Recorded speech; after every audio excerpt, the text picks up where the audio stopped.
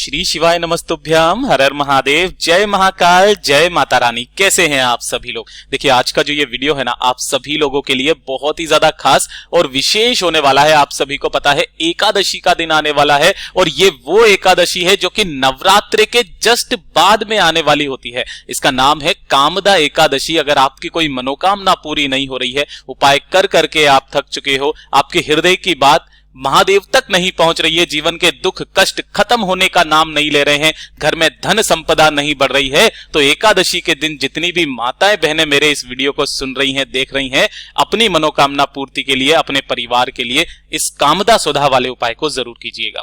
पूज्य गुरु जी की कथा से सुनकर के और समझ करके पूरे उपाय को बड़े ही आसान भाषा में आपको बताऊंगा, परंतु उससे पहले आप सबसे एक छोटी सी प्रार्थना कि जो लोग पहली बार आए हैं चैनल को सब्सक्राइब जरूर कीजिएगा और वीडियो को लाइक करके देवादिदेव महादेव जी का कोई सा भी प्यारा नाम कमेंट बॉक्स में लिखना मत भूलिएगा। इस पूरे के पूरे वीडियो में हम लोग 3 महा उपायों के बारे में बात करेंगे जो कि आपको आने वाली एकादशी के दिन करना ही करना है, तो ध्यान से सुनते चले जाना, समझने की कोशिश करना।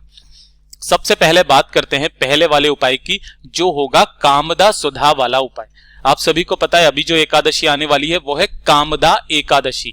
अगर आपके जीवन के दुख खत्म होने का नाम नहीं ले रहे हैं, एक के बाद एक परेशानी आती चली जा रही है, एक के बाद एक कष्ट आता चला जा रहा है, आप थक चुके हो, हार चुके हो, आपकी कोई कामना, कोई हृदय की बात बाबा तक नहीं पहुंच रही है, तो एक बार इस छोटे से उपाय को कीजिएगा, कामदा सुधा वाला उपाय। आपके जीवन के सारे दुख कष्ट तकलीफ परेशानियां खत्म हो जाएगी। जिस कामना से करोगे आपकी वो कामना निश्चित पूरी होगी।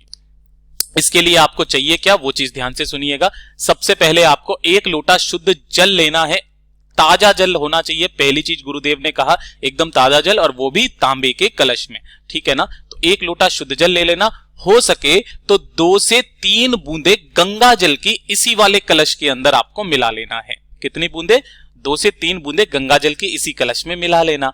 और साथ ही साथ आपको तैयार करना होगा एक दीपक। जो आप दीपक तैयार करोगे ना, ये करोगे गोल बाती का। किसका करोगे? गोल बाती का। और इसके अंदर भरोगे आप गाय का घी।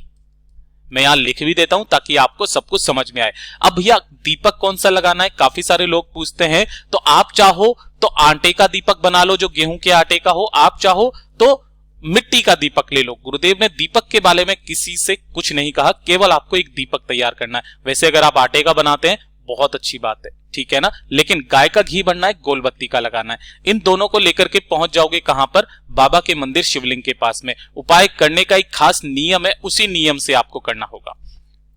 जैसे ही आप यहां पर पहुंचोगे, चाहो सुबह चाहो शाम को, इस एकादशी के दिन किसी भी समय पर, उत्तर दिशा नॉर्थ डायरेक्शन की तरफ मुंह करके खड़े हो जाना। मैं हमेशा की तरह बताता हूं, जब भी जल समर्पित करें उत्तर दिशा की तरफ मुंह करके समर्पित करें। ये जो जलाधारी का मुख होता है ये हमेशा उत्तर दिशा की तरफ होता है, ये वाला।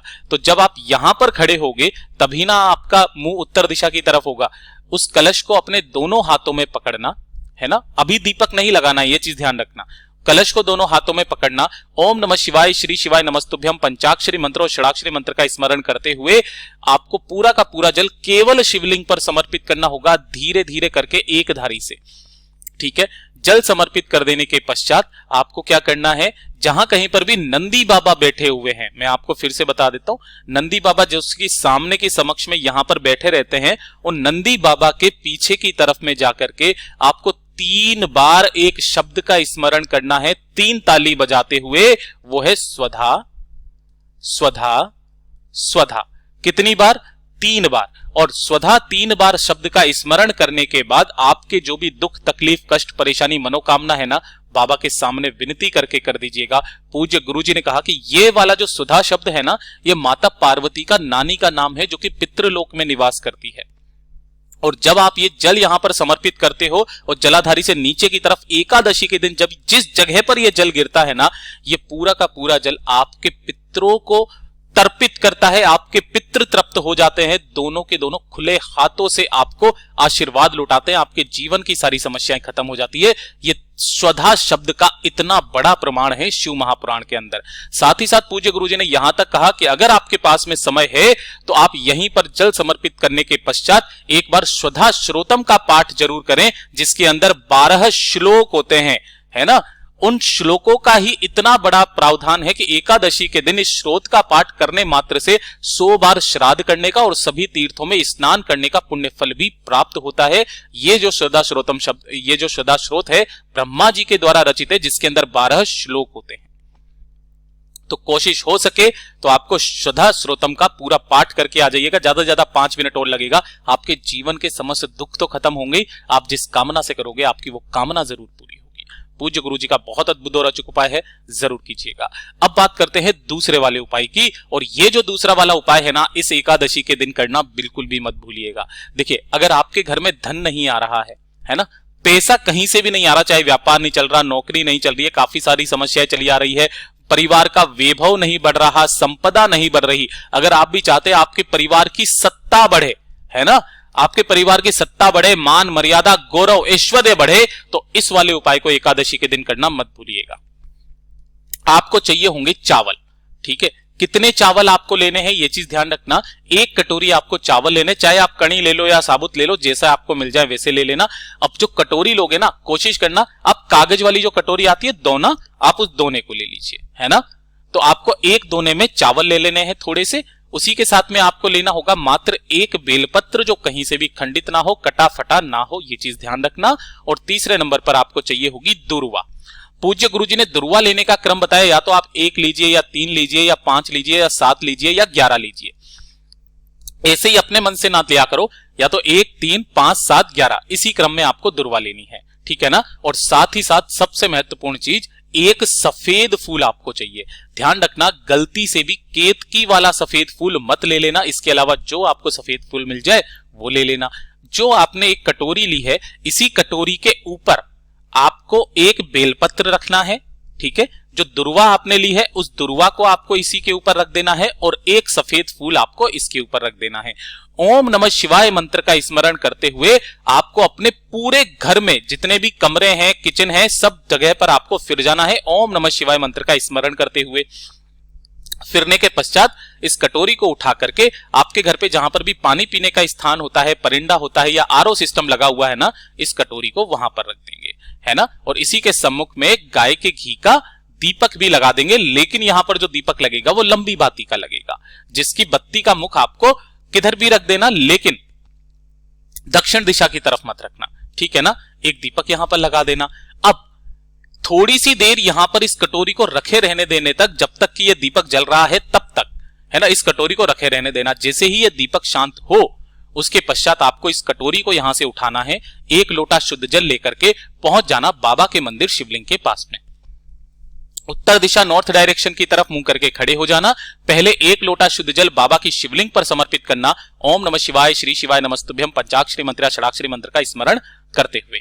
उसके पश्चात जो भी आपने कटोरी के ऊपर 1 बेलपत्र, दूर्वा और सफेद फूल लिया था, उसे अपने दाहिने हाथ में रख करके, ध्यान रखना चावल नहीं लेना है, केवल आपको बेलपत्र लेना है, दुर्वा लेनी है और 1 सफेद फूल अपने दाहिने हाथ की हथेली पर लेना। अपने परिवार की, अपने कुटुंब की धन संपदा वैभव सत्ता की बढ़ाने की कामना करते हुए इन्हें यहां से उठा करके शिवलिंग के शीर्ष पर तीनों की तीनों चीजों को रखे रहने देना, यहां पर समर्पित कर देना। ध्यान रखना चावल आपको समर्पित नहीं करना है।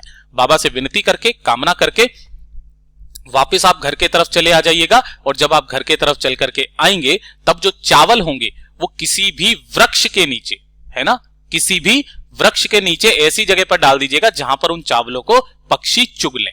बस इतना सा काम करना है, आपके घर में जीवन भर धन संपदा वैभव सत्ता बढ़ती रहेगी। पूज्य गुरु जी का बहुत अद्भुत और अचूक उपाय है, जरूर कीजिएगा। अब बात कर लेते हैं तीसरे वाले उपाय की। ये जो तीसरा वाला उपाय है ना, ये आप सभी के परिवारों के लिए, अगर आपके भी परिवार में कुछ इस तरीके की घटनाएं हो रही है कि बात बात पर आपके घर में क्लेश हो जाता है, छोटी छोटी सी बातों पर लड़ाई झगड़े होने लग जाता है, कोई भी मंगल कार्य आप सोचते हो कि भाई पूजा पाठ कराएं, तो कोई मंगल कार्य नहीं हो रहा है ना, आपको लगता है परिवार में कोई भी बीमारी से ही नहीं छूट पा रहा है, कोई ना कोई बीमारी लगी हुई रहती है, किसी ने नजर लगा दी हो, कोई नजर दोष का हो, या फिर किसी ने कोई जादू टोना कर दिया हो आपके घर में, तो पता है इसका प्रमाण पूज्य गुरुजी ने बताया कि आपके घर की जो तुलसी है ना, वो सूखने लगती है, वो हरी हरी सी नहीं रहती है। अगर आपके भी घर में इस तरीके की समस्या है ना, तो आपके घर में तुलसी का पौधा नहीं चल रहा होगा। उसके लिए पूज्य गुरुजी ने बताया कि आपकी घर की सारी समस्याएं खत्म होगी।